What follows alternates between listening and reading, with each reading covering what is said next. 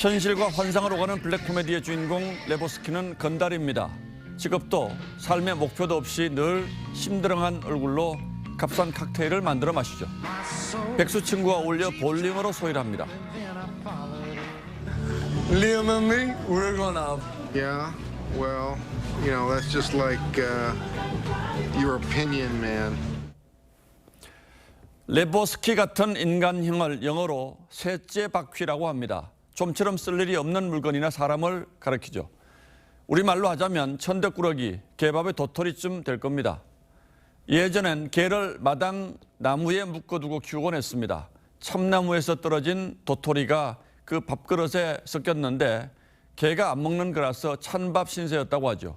그래서 축에 끼지 못하는 사람을 가리켜 개밥의 도토리라는 속담이 생겼다고 합니다.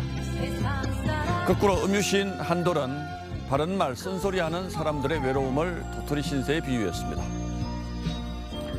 이재명 민주당 대표가 대통령실 신년 인사회에 가지 않은 것을 두고 문희상 전 국회의장이 잘한 일이라고 할 수 없다고 했습니다. 문 전 의장은 야당 대표 때도 여당 대표 때도 대통령 주관 행사에 한 번도 안 빼고 꼭 갔다며 이렇게 말했습니다.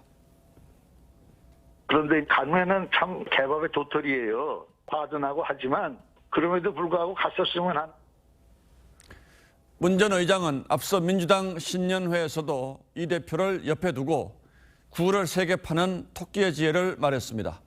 이 말이 대표의 사법 리스크를 당과 분리해야 한다는 뜻으로 받아들여지면서 민주당 내에서도 찬반이 엇갈렸습니다. 문 전 의장은 문재인 정부 때도 쓴소리를 서슴지 않았습니다. 그런데 문 대통령의 혼밥을 걱정한 뒤로 다시는 연락을 하지 않더라는 얘기가 나오기도 했죠. 그런데 문 전 대통령의 쓴소리는 어떻습니까? 같은 진영에서 나온 목소리지만 전혀 결이 다른 쓴소리여서 사실 좀 당혹스럽습니다. 양산을 찾아온 이 대표와 민주당 지도부를 맞아 윤석열 정부를 겨냥해 한 말 한번 들어보시죠. 소통하지 않는 정치를 하는 게 얼마나 그게 위험하고 국민들을 힘들게 만드는지를 지난 1년간 실감을 이렇게 했을 텐데. 그런데 저는 처음 얼핏 들었을 때 스스로를 돌아보는 말씀인 줄 착각했습니다.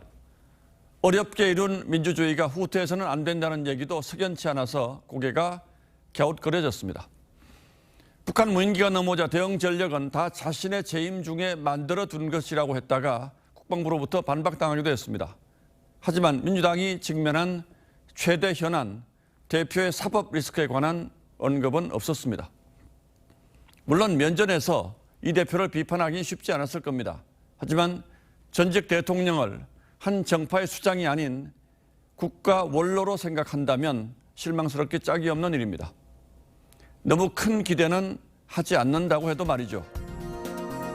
1월 4일 앵커의 시선은 실망스럽습니다. 였습니다.